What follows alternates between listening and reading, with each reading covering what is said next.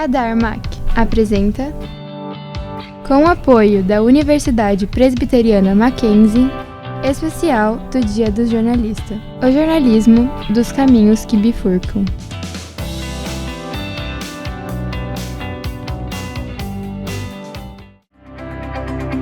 Mackenzie no Dia do Jornalista 2024. Sejam super bem-vindos ao nosso especial do Radar do Dia do Jornalista. Feliz dia pra nós. Eu sou o Guilherme Rodrigues, tô aqui com a Raquel Lomena para fazer uma entrevista super especial. E antes de mais nada, vamos apresentar quem está aqui conosco. Sejam bem-vindos, Breiler Pires, Beatriz Cesarini, Roberta Nina e Vinícius Carrilho. Oi. Muito obrigado. Obrigada. Obrigado, um prazer. Antes de mais nada, eu queria que vocês se apresentassem pra gente. Só brevemente falar o que vocês fazem, por favor. Breiler, pode começar. Bom, eu sou o Breiler Pires, sou jornalista há mais de 15 anos. Hoje trabalho como comentarista na ESPN e como editor do The Players Tribune no Brasil. Muito obrigado. Vinícius? Oi, gente. Muito obrigado pelo convite. Eu sou o Vinícius Carrilho. Sou jornalista desde 2012, formado desde 2010 na profissão. E atualmente eu trabalho na comunicação do futebol feminino do Corinthians. Oi, pessoal, bom Dibre. Eu sou Roberta Nina, eu sou jornalista do Dibradoras, um portal que desde 2015 se dedica a cobrir a participação feminina no esporte. Oi, pessoal, eu sou a Beatriz Cesarini, trabalho com jornalismo desde 2013 e hoje em dia eu tô no UOL, Na verdade, eu tô no UOL há quase 10 anos, cobrindo o jornalismo esportivo no geral, mas principalmente o esporte olímpico. Muito obrigada. E, gente, vamos começar assim falando de uma pergunta que eu acho que todo estudante de jornalismo e também as pessoas que ainda não decidiram a carreira que elas vão seguir, que eles devem estar pensando. E contem um pouco pra gente como e por que vocês escolheram o jornalismo.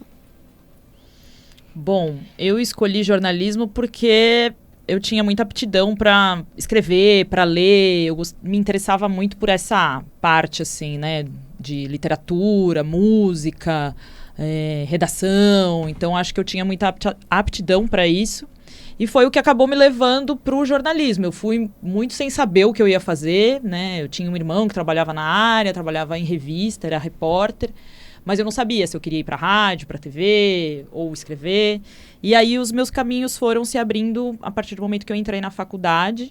Fui muito levada também a trabalhar com as primeiras oportunidades que eu tive em assessoria de imprensa, mas como eu sempre gostei do esporte, depois acabei entrando nessa área.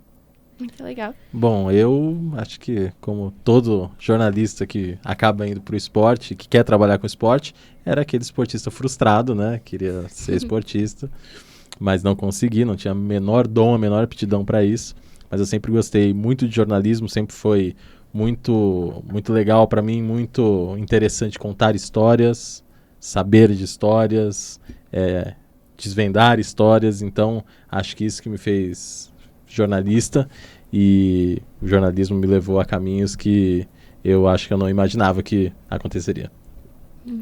Bom, eu escolhi o jornalismo e o esportivo, como eu falo, aos 12 anos. Eu sempre gostei de escrever, sempre gostei também de contar histórias, gostava muito da aula de literatura, redação e a educação física. Eu era aquela que queria sempre escolher o time e tudo mais.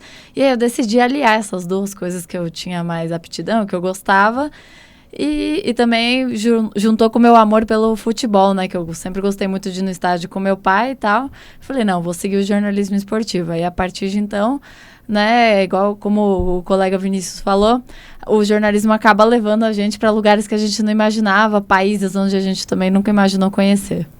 No meu caso, a escolha pelo jornalismo foi motivada por uma ligação afetiva familiar. Meus pais são gráficos e até eu sempre digo que a minha primeira memória de vida é bem pequenininho, dentro de uma gráfica, esperando o jornal sair impresso para, antes de ler, cheirar aquele cheiro de tinta fresquinha. É algo que me pegava muito e, sem dúvida, foi algo muito definitivo ali na minha escolha, e por isso o jornalismo, de certa forma, eu escolhi com o sonho e o objetivo de trabalhar no impresso. Na época, o jornal impresso ainda era muito forte, então essa foi minha motivação para seguir no jornalismo. Muito legal, eu sempre fico impressionado de ver as histórias, Porque por mais que todo mundo esteja fazendo o mesmo curso, cada um tem uma história única, um motivo especial para estar aqui. Muitos começam querendo esporte, inclusive, A maioria, eu diria. Mas agora a gente vai seguir um pouco para as perguntas individuais, mas vocês podem ficar à vontade para completar o que o outro falou. O programa é de vocês.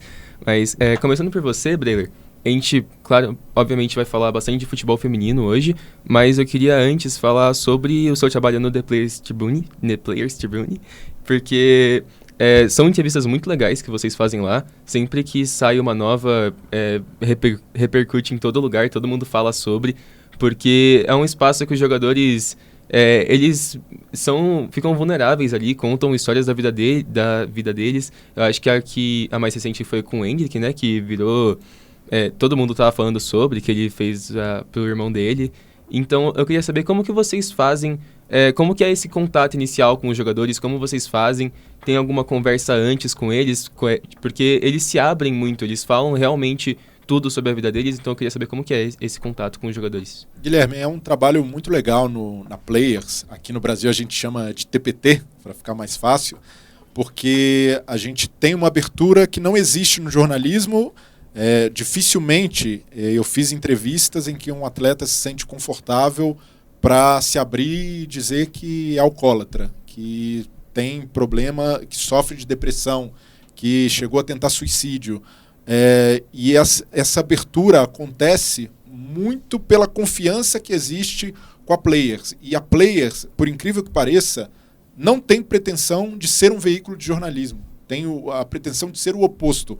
Um espaço em que o atleta se sinta confortável para se abrir sobre questões que dificilmente ele se abriria num veículo convencional. E quem fundou a Players foi o Derek Jeter. Ele é uma lenda do beisebol nos Estados Unidos. E o Derek, na época de atleta, ele sentia que a mídia não conseguia captar a essência do atleta. E ele queria fundar uma plataforma para que o atleta justamente pudesse se expressar como um ser humano, e não como um ídolo, como um astro.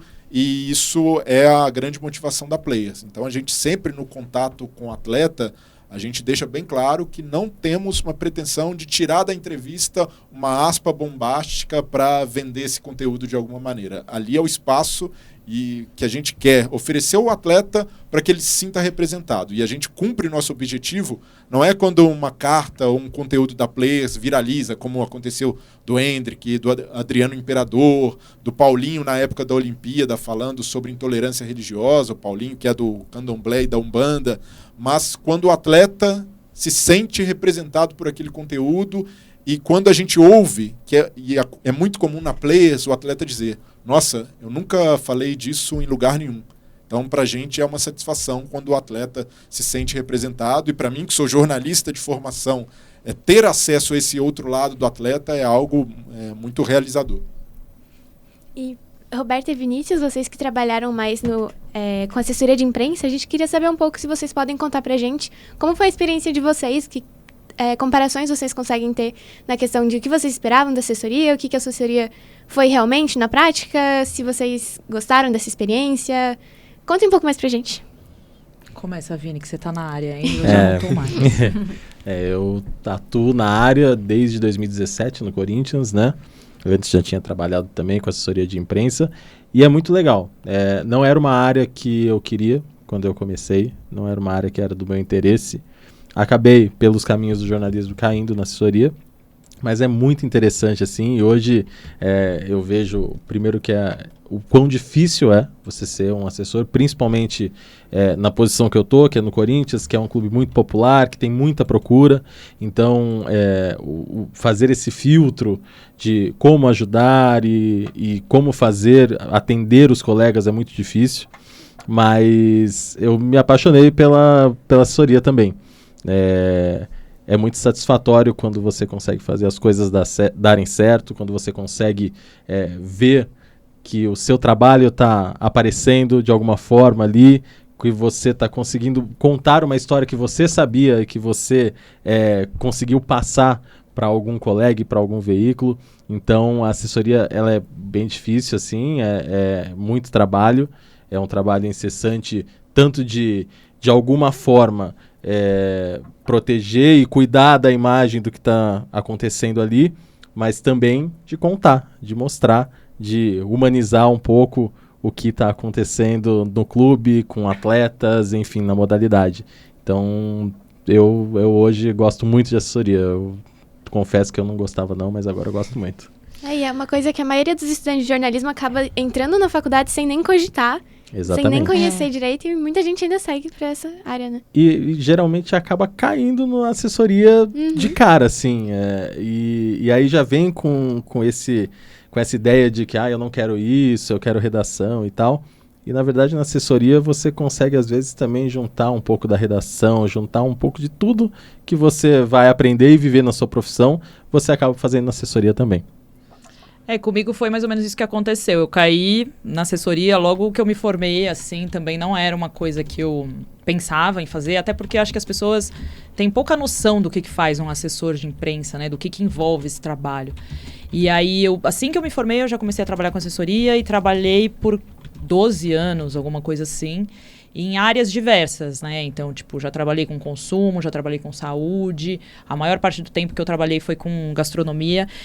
E mesmo que eu não trabalhe mais com isso, muita rotina que eu vivi na assessoria de imprensa, eu trago muito para o meu trabalho hoje no Dibradoras, né? Então, assim, porque o assessor de imprensa, ele é um grande, além de gestor de crises, né? Quando a bomba estoura, o assessor é que tem que estar ali brifando o cliente para ele se posicionar melhor diante desse assunto e tal. Ele é responsável pelo posicionamento de uma marca, né? Então, é por ele que passa essa consolidação, assim, né? De, como o Vinícius estava falando, de saber onde ir, filtrar solicitações que chegam para ele, o que é importante, o que vale a pena fazer. Esse veículo, acho que não é legal você falar sobre isso. Então, é um trabalho importante e hoje eu aplico muito, assim, no Dibradoras, assim, até para a gente saber se vender, para a gente saber onde a gente quer chegar, como que a gente quer se mostrar para o mercado. Então, por muito tempo foi uma coisa que eu fiz sem querer, porque os caminhos da comunicação me levaram, mas eu vejo que hoje teve muita importância essa passagem em assessoria de imprensa para mim também. Eu queria falar um pouquinho com a Beatriz agora, que você falou que é palmeirense, né? Mas essa pergunta eu acho que todo mundo vai ter um pouquinho para falar sobre, que eu coloquei aqui sobre a Leila Pereira, que é a primeira presidente no Brasil mulher, né, de um clube de futebol. Mas, no geral, assim, do momento das mulheres no futebol, a gente viu recentemente na Alemanha, no Union Berlin, que um técnico foi demitido e a técnica interina era uma mulher e ela assumiu o time durante uma rodada da Bundesliga.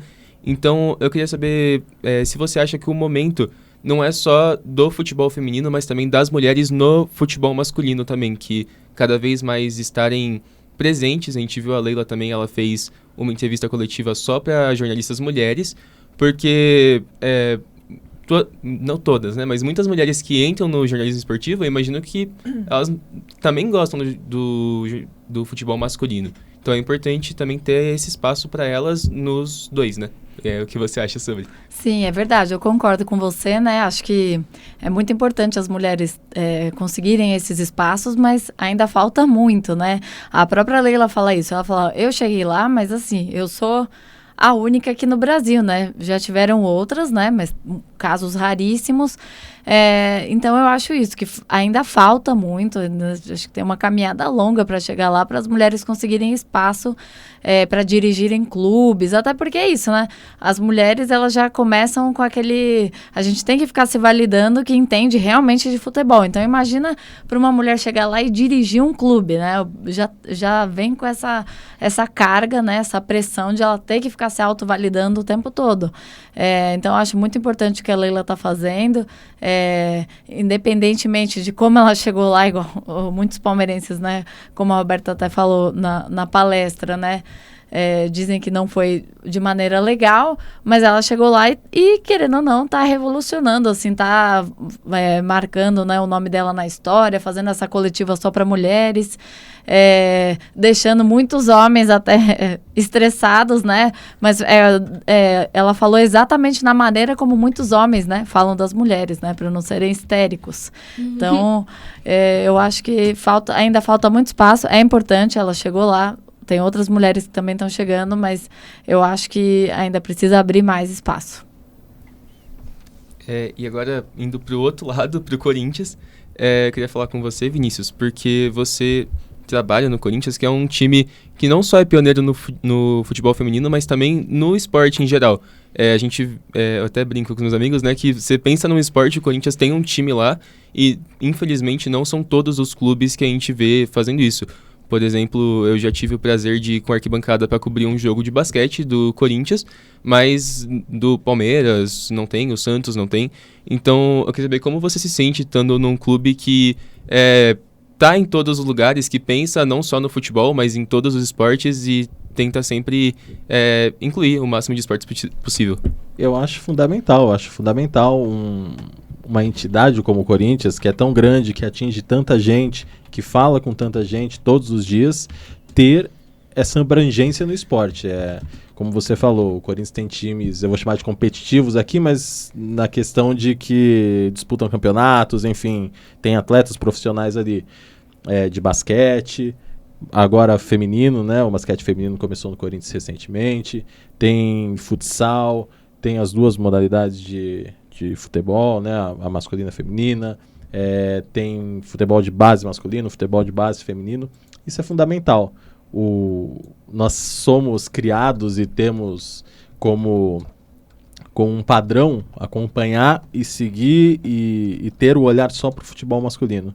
Mas é muito importante quando um clube como o Corinthians tem outras modalidades e dá espaço para essas modalidades e conversa sobre essas modalidades. Então, eu fico muito feliz de estar ali e uma das coisas que eu sempre tento dentro do clube é fazer uma integração entre esses esportes. Não só entre a equipe masculina e a equipe feminina de futebol, mas que a equipe feminina fale com o basquete, que o futsal fale com as meninas da base, que a gente tenha essa troca, porque eu acho que é importante, eu acho que a mensagem que você passa é muito boa. É boa para o esporte, é boa para a sociedade, é boa para todo mundo.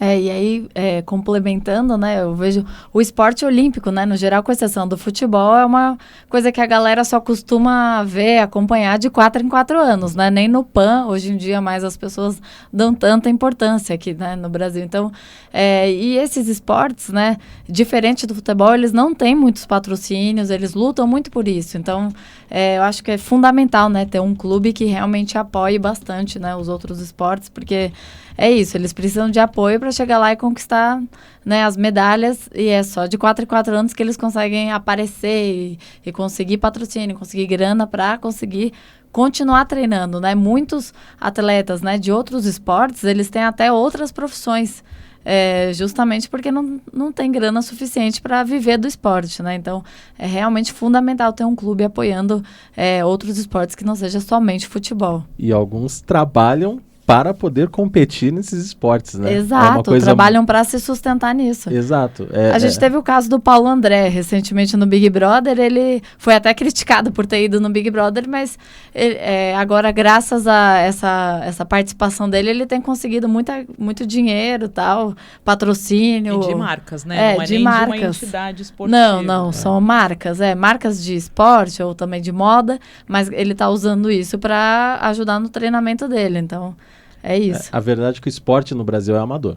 A gente tem que falar a verdade. O esporte no Brasil ele é amador. O futebol é profissional.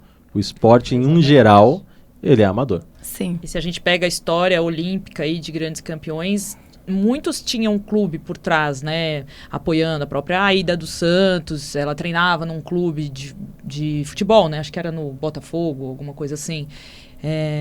O próprio São Paulo também com o Ademar, então investia na carreira desses atletas, era muito comum no passado, né?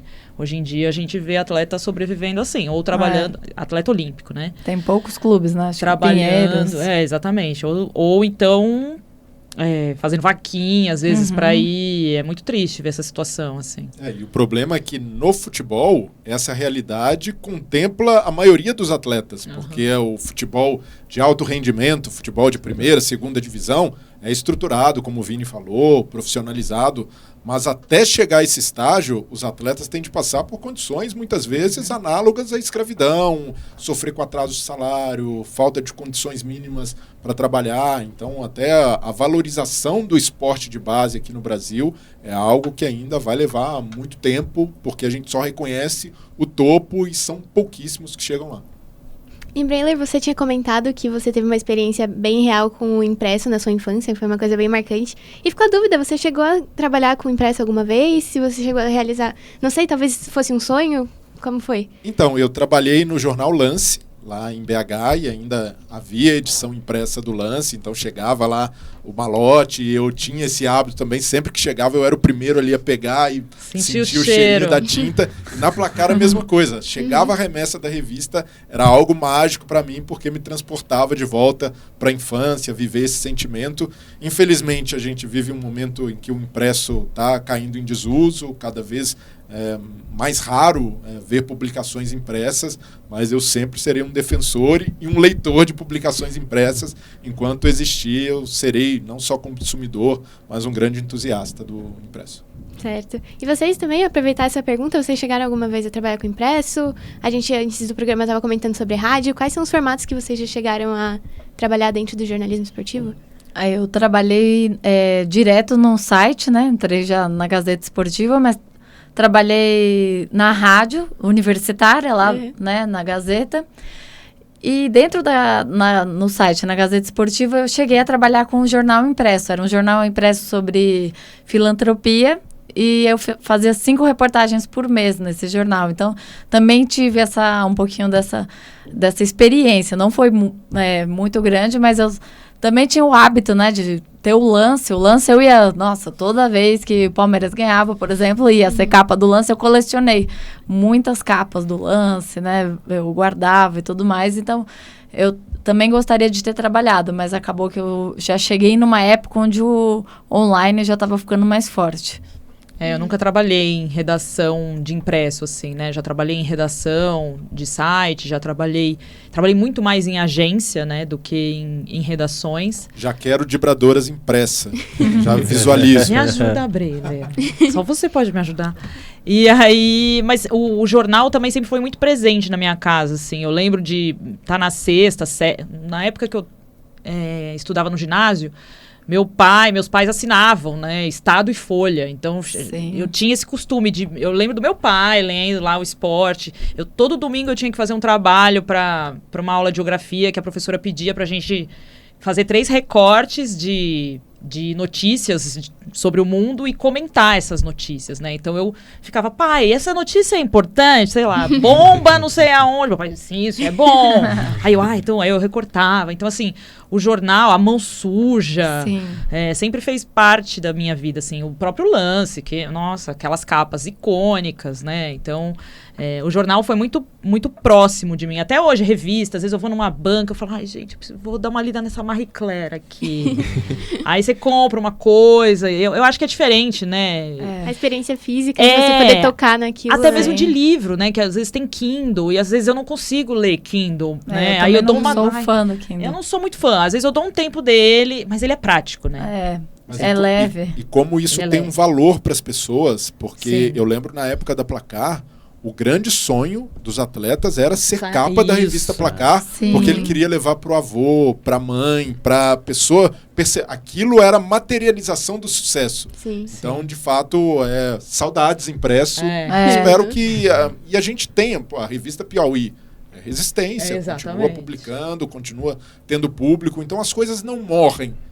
Simplesmente se adaptam e sempre vai ter público pro velho e bom impresso. Não, e você fala só cortando, Vini, você fala para uma pessoa, te entrevistei, tá lá no site, mas não vai sair na revista? A pessoa qual jornal que vai sair? Quer mesmo. Eu fiz uma entrevista com a Formiga pra revista da Gol, pré-Copa do Mundo de 19. Aí eu fiz a entrevista, falei, caramba, que legal, ela na capa, lindona. E eu levei pra ela autografar na Copa. Falei, você pode autografar pra mim? Ela, não, essa daqui você me dá, que eu vou mandar pra minha mãe lá na Bahia. Depois você arruma outra pra você, eu tô levando embora. Então, tipo, tem um valor, você pegar, você tatear, você sentir o cheiro. É diferente, assim, né?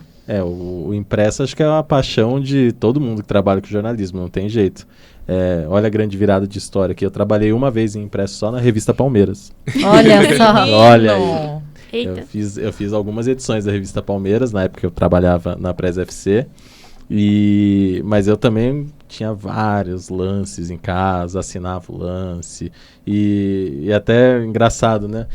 No final do ano agora, o pessoal da Placar me procurou para ajudá-los num pôster das meninas, né, campeãs. E aí eu já falei, pelo amor de Deus, já manda pra gente. Manda pra gente umas edições aí que eu quero guardar. E aí tá lá no Corinthians, tem uma edição na nossa sala, tem uma edição comigo, porque era a revista dos campeões. Então as atletas estavam ali, pra gente é uma Tem seu uma valor. alegria. Pô, tem um valor enorme. A France Football fez uma entrevista, também uma matéria sobre o futebol feminino do Corinthians há uns 2 anos. A primeira condição era, você vai mandar pra gente? Se não mandar pra gente guardar aqui, não dá pra fazer. Então, impresso é muito legal e, pô, é a paixão de todo jornalista, não tem jeito. É como vocês falaram, né? A sensação de poder pegar e ver. Distribuir pra família É, inteira. exato. É uma Bom coisa demais. assim. Isso faz a mãe falta guardar por mesmo. 50 anos, eu tenho certeza. Acho que eu já perdi os links das matérias que eu fiz, sabe? Do É. impresso, não. Eu tenho até hoje todos os jornais, o Cidadania eu chamava. Todos os que eu fiz, eu tenho lá guardado. Até a gente que tá na faculdade, eu geralmente faço dupla com a Raquel, quando a gente vai entrevistar alguém, a pessoa fala, mas vai imprimir a revista, você pode me dar uma cópia depois? Então, às vezes é só um trabalho simples, mas a pessoa quer ter aquela É o entrevista ali. registro, né? Registro. Mas Super importante. agora, para encerrar, a gente queria falar um pouquinho de Olimpíadas, porque a gente está em ano de Olimpíadas, né? Vamos ter em Paris esse ano. E é uma Olimpíada que promete ser mais igualitária. Inclusive, a gente vai ter mais atletas mulheres do que homens, né? E o time do Brasil não conseguiu se classificar para essas Olimpíadas. E o nosso país é um país que respira futebol, é o esporte mais forte aqui. Então, eu queria saber se vocês acham que por mais que seja ruim o time do Brasil masculino não estar lá, isso pode gerar uma visibilidade maior pro feminino, porque as pessoas vão... Pô, o Brasil tá passando, não quero falar desse jeito, mas tipo, é o que tem, entre aspas. Então, gerar mais pessoas para assistir, mais interesse. Eu acho que se fossem outras épocas, isso seria mais importante, assim, né? Eu acho que de uns 10 anos para cá, as meninas começaram a construir mais, se consolidar na modalidade, né? Então, na Olimpíada do Rio mesmo, a gente tem aquela imagem icônica de um garotinho andando com a camisa da seleção 10 escrito Neymar, ele tem um risco em cima escrito Marta. Então, acho que já a mentalidade do brasileiro já vem mudando. Óbvio, ainda tem as pessoas que, pô, cadê uma seleção masculina e que leva isso a ferro e fogo. Mas assim, de fato, eu, pelo menos, tenho a impressão de que o futebol masculino nunca deu tanta importância para a Olimpíada como ele dá para a Copa, né? Mesmo porque tem a limitação da idade, só vão atletas até 23 anos. É 23? 23 anos. Então, o feminino tem outra pegada, né? Tem clubes que não liberam. Exato, não considera que é uma competição. Então, assim, não é uma coisa que as pessoas param para acompanhar como a Copa, né? Já para as mulheres tem o mesmo peso, né? A Olimpíada e a Copa do Mundo. Mas eu acho que vai ser importante, porque, como você falou, sem querer ser pejorativo, é o que tem. Se a pessoa quiser ver o futebol do Brasil, eles vão ter que ver as mulheres, porque só elas estarão lá, né? Mas eu acho que elas já têm força para ir por conta própria, pelas pernas delas, ainda mais que a gente está falando de uma Marta, que vai jogar sua, provavelmente, eu vou falar provavelmente porque sei lá, né? Sua última Olimpíada. Então eu acho que tem o Corinthians, muitas atletas do Corinthians provavelmente vão para a Olimpíada, que já é um clube que tem feito um trabalho de comunicação muito grande com o futebol feminino. Então eu acho que elas vão caminhar por conta própria, assim, sem comparações, sabe? Eu acho que o esporte olímpico também, na verdade, em Olimpíada, né? O brasileiro gosta de acompanhar todos os esportes. Especialista em vela. E a gente a gente vira tudo, né? O brasileiro que tá chegando lá na frente, não importa qual esporte a gente torce. Então, acho que o brasileiro para a Olimpíada não quer acompanhar a Olimpíada só pelo futebol. Então, a gente vê a Rebeca aí, por exemplo. Ela é uma representante do Brasil e que ainda representa muito sobre isso, sobre a mulher chegando lá, conquistando medalhas que o Brasil nunca conquistou. Então, eu acho que o futebol masculino vai fazer falta? Até vai, mas eu acho que tem muito outro esporte que a galera pode ir lá torcer também, porque é isso. O Brasil gosta também muito do vôlei, né? Nessa época. Existem muitos fãs de vôlei de praia, tênis de mesa, é isso que a Alberta falou. A Raíssa no A Raíssa é um fenômeno, né? Que a galera também abraçou muito. Então, acho que a Olimpíada vai ser por aí, né? E ainda vai ser uma Olimpíada, além de ser diferente por ter essa igualdade de gênero, vai ser a primeira Olimpíada após a pandemia. Então, outra, vai ter uma torcida, né? Muito forte lá também, acho que promete. Você, Guilherme, Raquel, tocaram nesse ponto da representatividade dos jogos. É legal que a gente tenha mais atletas mulheres, mas a gente precisa também dar o passo seguinte, que é ter mulheres em posição de comando no esporte. Porque ainda me incomoda muito no futebol feminino perceber que as figuras que tomam as decisões ainda são homens. Entre dirigentes, entre treinadores. Ainda são raras as treinadoras na realidade do futebol feminino. Então a gente precisa avançar nesse aspecto. Até que ponto o esporte está disposto a virar a chave do masculinizado. Sim. E ainda a gente percebe muito que, seja no COI ou na FIFA, as grandes entidades do esporte ainda são comandadas majoritariamente por homens. E a gente só terá a igualdade de gênero, de fato, e não só de gênero, mas racial, de qualquer tipo, quando houver representação nas esferas de poder. Os treinadores no esporte olímpico, a maioria é homem mesmo, tem poucas mulheres.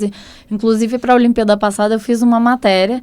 Foi difícil caçar mulheres que eram treinadoras. Eu fiz um especial só sobre isso, sobre treinadoras mulheres. E achei 3, 4, são poucas mesmo. E assim, coincidentemente, essas mulheres, 2 delas eram familiares. Então tinha a Janete Sena, que é mãe, né, do marchador do Caio Bonfim, e a Michele, que é a esposa do Bruno Fratos. Então, são 2 pessoas que ainda eram familiares, que vieram formadas no esporte também e treinam, né, os entes. Então, é isso também. Faltam muitos treinadores também, pessoas que comandam. Faltam muitas mulheres aí. E é importante, né, que essa Olimpíada seja igualitária, com certeza, mas é importante que essa igualdade perdure também, que ela não dure também aquelas 3 semanas olímpicas ali. O futebol de mulheres, eu acho que ele vai ter a relevância, como a Roberta falou, que sempre teve, e vai ter a relevância se ganhar também, porque o Brasil também muito é movido a, se o time está ganhando, o brasileiro gosta, se o time perde, essa modalidade não presta. Então, isso vai influenciar muito como o brasileiro vai consumir o futebol de mulheres nas Olimpíadas. E concordo também que faltam muitas mulheres no banco de reservas, faltam muitas mulheres em postos de comando e mulheres que tenham o comando e que não tenham esse comando só porque, por exemplo, a Leila não tem o que perder. Ela é dona de um banco, ela não tem o que perder ali. Ela é a patrocinadora do time. De campeonatos, patrocinadora de várias coisas. Então ela não tem o que perder ali. Então ela pode falar, ela tem essa segurança para falar.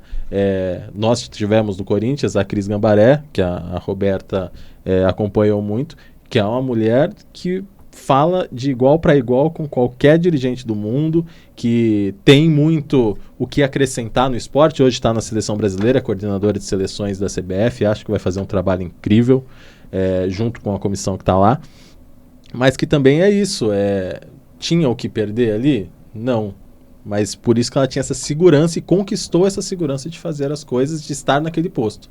Acho que é importante que essa Olimpíada igualitária traga também essa segurança para as mulheres estarem onde elas quiserem estar dentro do esporte, independente de qual que é o nível estrutural ali que ela ocupa.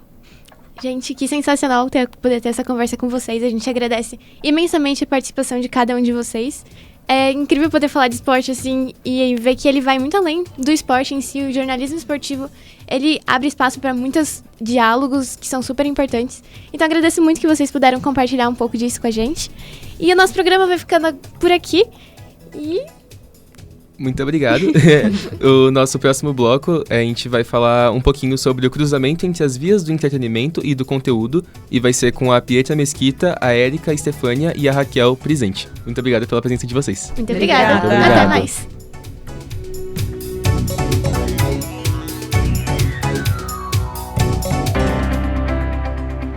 Mackenzie no Dia do Jornalista 2024.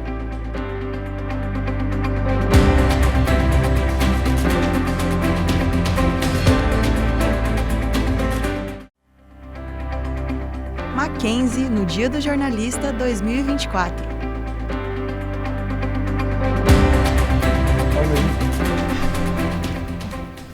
Voltamos com o nosso especial do Radar do Dia do Jornalista. Eu sou a Mariana Chaves e estou aqui com o João Malandrin para continuar nossa série de entrevistas especiais. Antes de mais nada, vamos apresentar quem está conosco hoje. Sejam bem-vindas, Pietra Mesquita, Érica Estefânia e Raquel Prisante. Oi, malandrinho! Tudo bem? Já que brincou com Mesquita, a gente vai no malandrinho também. Prazer estar aqui, gente, hoje. Oi, prazer. Bom, antes de mais nada, queria que vocês se apresentassem pra gente. Vocês podem falar um pouco do trabalho de vocês atualmente? Bom, vamos lá, vou começar.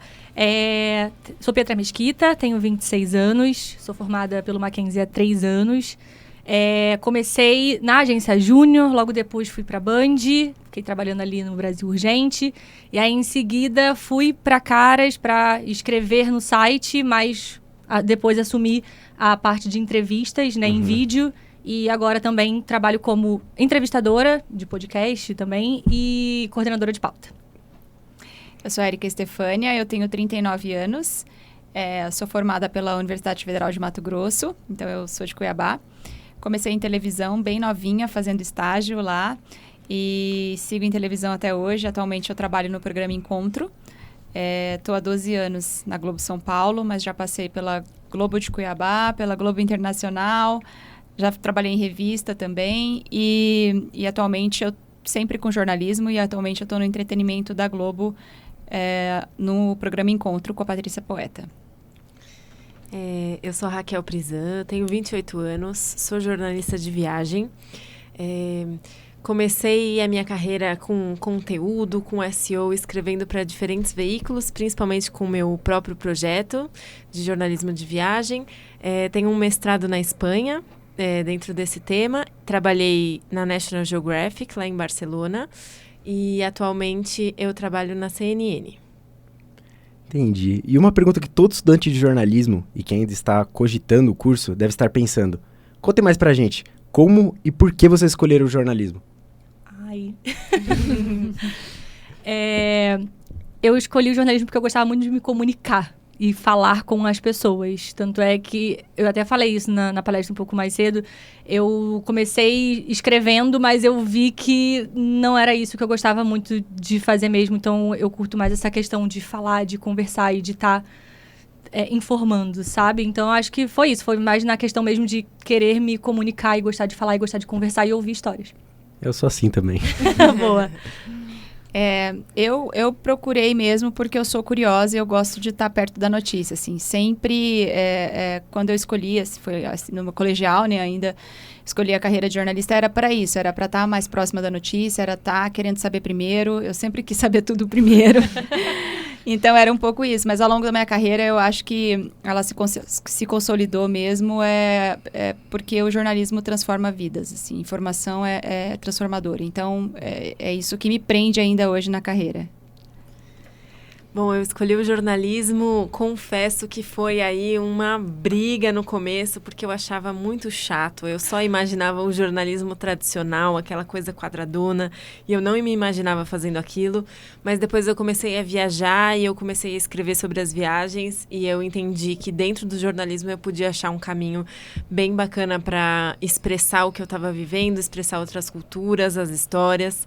E daí eu fui me achando dentro do jornalismo. Não foi paixão à primeira vista. E todas vocês trabalham com entretenimento. O entretenimento é dito como algo fútil, que não é jornalismo de verdade. O que vocês pensam sobre? Eu falei isso um pouquinho mais cedo, que muita gente tem esse preconceito mesmo com o jornalismo de entretenimento. Mas eu vejo que o jornalismo de entretenimento, ele trata de assuntos sérios de uma forma mais leve e mais fácil de ser compreendido. Então, eu até citei um exemplo da Tutia Meirelles quando eu entrevistei, que ela falou sobre ter câncer de mama, que ela teve câncer de mama, tirou as 2 mamas e tudo mais. E esse foi um assunto mega importante de ser abordado e numa parte de entretenimento. A gente estava falando sobre... era um mês especial da mulher, mas a gente estava falando também sobre questão de peça, ela estava divulgando peça e tudo mais. E não só ela, como outras pessoas. Teve também a questão da Ilha de Marajó, que a gente conversou com a cantora que fez a música, e enfim. Então, são várias coisinhas que a gente vai sabendo e passando para as pessoas de uma forma mais leve e mais fácil de compreender. Eu acho que a informação, ela tem cada vez mais invadido, assim, o entretenimento, né? As pessoas não estão interessadas somente no entretenimento puro. Isso elas encontram nas redes sociais, né? Também, mas em canais sérios, né? Em televisão, em Instagram, em podcasts. Eu acho que onde você prende a sua audiência é quando você traz informação junto com o entretenimento. Então, essa mistura das duas coisas, eu acho que é cada vez mais importante e cada vez mais a audiência gosta disso. Então, quando você ou toca pela emoção ou toca pela informação, você tem ali um caminho dentro do entretenimento que eu acho que dá para ser bastante explorado. Então, o que eu trabalho hoje é com essa mistura, né, da informação com entretenimento, e isso eu vejo, não vejo isso absolutamente nada fútil, assim, nisso. Então, eu acho que tem um caminho vasto aí dentro do entretenimento para você explorar o jornalismo nele. Eu também tenho uma visão diferente do que esse imaginário coletivo aí, do que é o entretenimento, o papel do entretenimento. Foi só mais recente, estando na CNN, que eu tive contato como para quem está do lado da redação, de estar produzindo conteúdos dentro desses temas. E realmente não é nada fútil, porque é tido uma seriedade em cima dos fatos, em cima da apuração, mesmo sendo o tema geral que abrange muitas coisas de entretenimento. E a gente fala de cultura, a gente fala de arte, a gente fala de coisas que fazem a gente se sentir mais humano. Então, dentro de muitas ramificações que o entretenimento, que cabe no entretenimento, tem muita coisa interessante que precisa ser apurada e precisa ser chegar a informação rápida para o nosso espectador. Sim. E agora eu queria saber de vocês. Qual o diferencial de um jornalista produzindo conteúdo de entretenimento e influencers que tentam fazer o mesmo conteúdo? Eu acho que é a questão mesmo de você saber como que faz uma entrevista, como que você dissemina uma notícia. A gente também falou sobre isso mais cedo, né? Sobre essa questão de influenciadores estar tomando o nosso lugar.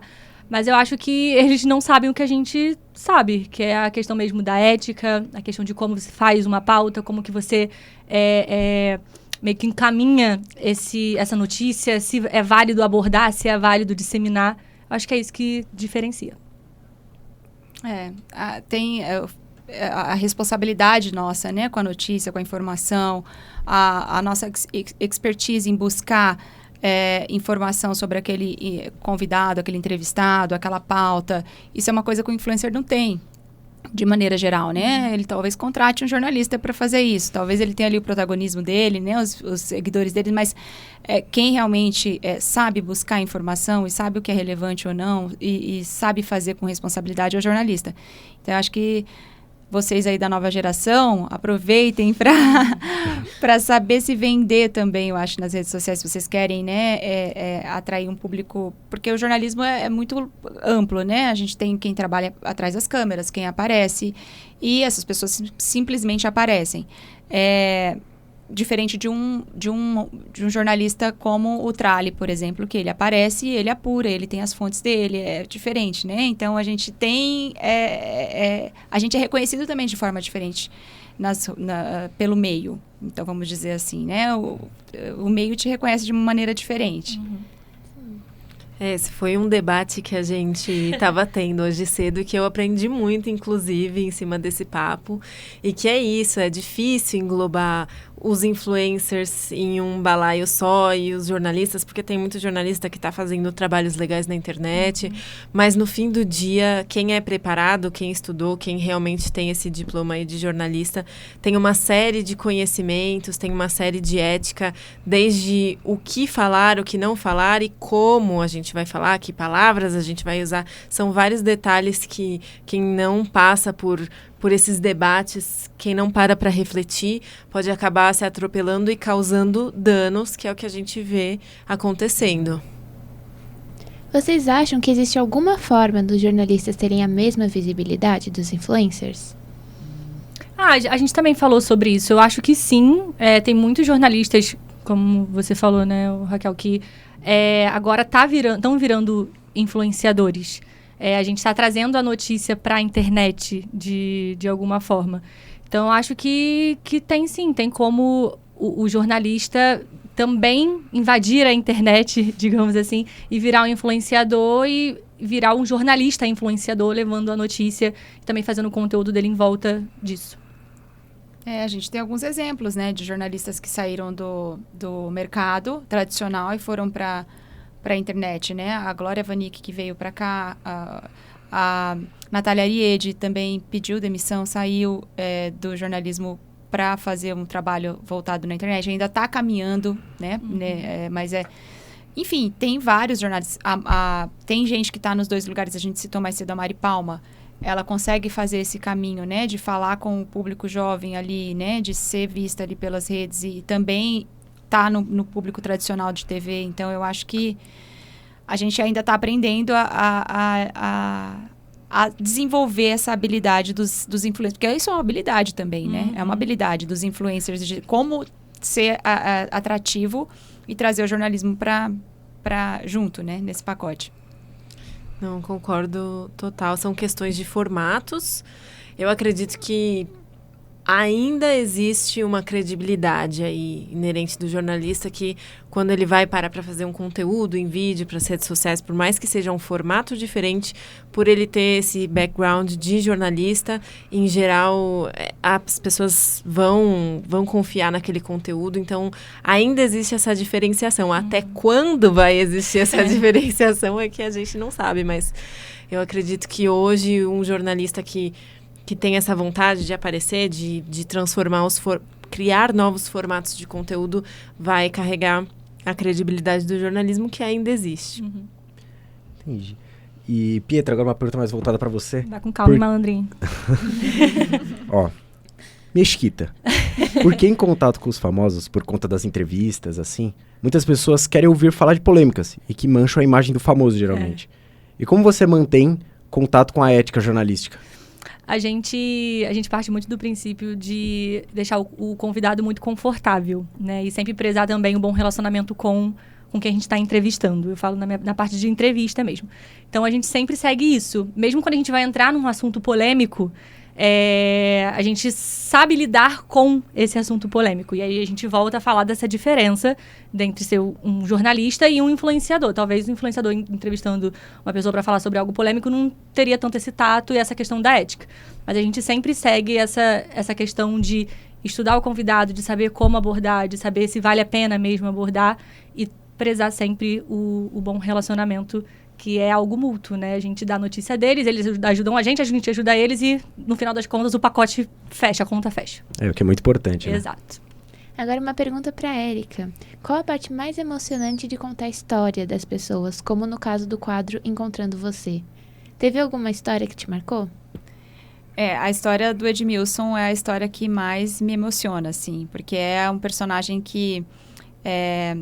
Televisão é um lugar muito difícil de você ter trabalho autoral, né? E esse é um personagem que eu consegui na rua, que a gente conseguiu encontrar ele na rua, e é um típico personagem de São Paulo, um cara que veio do Nordeste e que trouxe na bagagem a vontade de vencer na vida, de sair, né, do semiárido para um lugar com muitas oportunidades. E ele fazia 5 anos que ele não via a mãe dele. E ele falou que estava com muita saudade, estava mandando um recado para ela. Ele achou que era só um recado para a mãe dele. A gente fez um encontro deles dois no palco do programa, sem ele ter a menor ideia de que a mãe dele estivesse vindo e de que a gente tivesse ido para lá, né? A ideia que a gente contou para ele que a gente ia só entrevistar, que a gente ia mandar esse recado para a mãe dele que ele estava dando. E no fim das contas a gente foi até a casa dela lá em Sergipe, a gente entrevistou ela, trouxe ela para São Paulo e ela passou o Dia das Mães com o filho dela aqui. Então, essa emoção transbordou o palco, né? Foi para a audiência foi muito boa.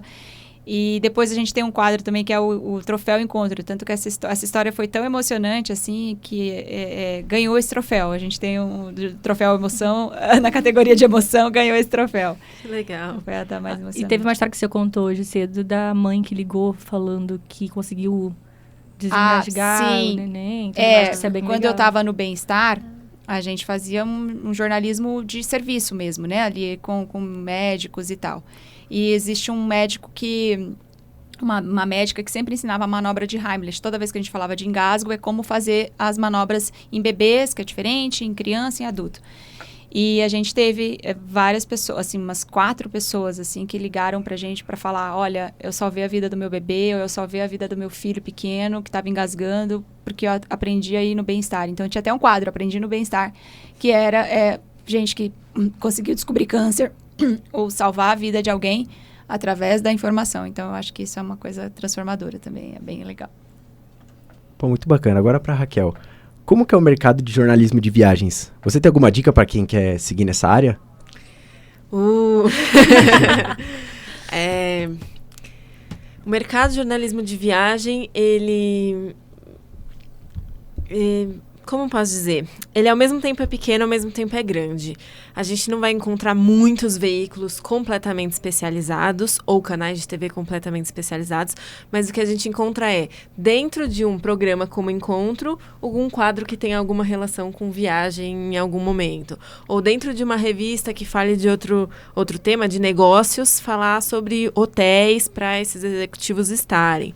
Então, essa dica que eu dou também é de não só ir pelo óbvio, Lonely Planet, National Geographic. Em outros veículos que tem o core em outro tema, pode ter dentro alguma coisa relacionada à viagem. Eu apoio o Encontro ter um quadro de viagens. Alô, Patrícia! Alô. E gastronomia também. E já uma dica para começar, posso falar um pouco sobre o que eu fiz, que foi justamente tentando criar meu nome dentro desse mercado, ser reconhecida por outros jornalistas de que eu seria uma pessoa que poderia falar sobre viagem e sobre gastronomia. Comecei a criar meu próprio projeto, fiz meu Instagram, fiz meu portal e assim comecei a viajar, a escrever. E a partir disso foi bem mais fácil conseguir emplacar aí um primeiro texto. Já escrevi como freela para a BBC, para a Folha, para a National Geographic lá de Portugal. Então, para outros veículos grandes, consolidados, que viram que eu já tinha uma experiência, já tinha um portfólio nesse sentido e toparam receber aí como colunista, como convidada ou comprando uma matéria específica de alguma apuração relacionada a esses temas. Infelizmente, nosso programa está chegando ao fim, mas muito obrigada pela presença de vocês. Vocês têm mais alguma coisa a adicionar? A gente queria agradecer, na verdade, pelo convite. É sempre bom retornar ao lugar onde a gente se formou e aprendeu tanta coisa. Aproveitem bastante do que vocês estão aprendendo aqui. Realmente vocês vão usar isso na carreira de vocês. E é isso. Se vocês quiserem acompanhar mais um pouquinho também, deixar meu Instagram, Pietra Mesquita, para vocês quiserem saber de mais alguma coisa. Também tem o Instagram da Caras para vocês acompanharem meu trabalho. E muito obrigada. Também agradecer aqui vocês, tá? Pela oportunidade. Não conhecia a faculdade, achei muito bem equipada e aproveitem muito esse espaço, aproveitem para explorar bastante e, enfim, foi um prazer conversar com vocês, tá? Também vou agradecer, muito obrigada pelo convite, estar aqui com vocês, aprendendo tanto com essas mulheres maravilhosas e tendo a oportunidade aí de compartilhar um pouquinho. É muito legal voltar para o Mackenzie, aqui que eu me formei, aprendi muito. Desejar boa sorte para vocês e para vocês aproveitarem realmente, porque é uma fase muito gostosa. Gente, elas não vão deixar o Instagram delas. É isso? Como meu Instagram, jabá. Meu Instagram, Erica_Stefânia. E o meu é @solanomundo. Eu gostaria de agradecer novamente às nossas convidadas, Pietra Mesquita, obrigada, Erica Stefânia e Raquel Prisante. Ao professor Paulo Ranieri, que organizou o evento de hoje, e ao NPDA de todo o Mackenzie. Mais especificamente, ao professor Vanderlei e aos nossos técnicos, Doni e Emerson. O Radar Mac especial do Dia do Jornalista fica por aqui. Até mais!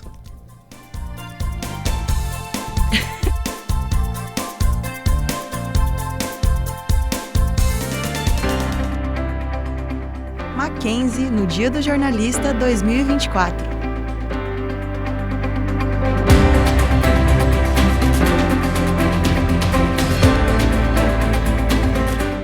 Especial do Dia do Jornalista. O jornalismo dos caminhos que bifurcam.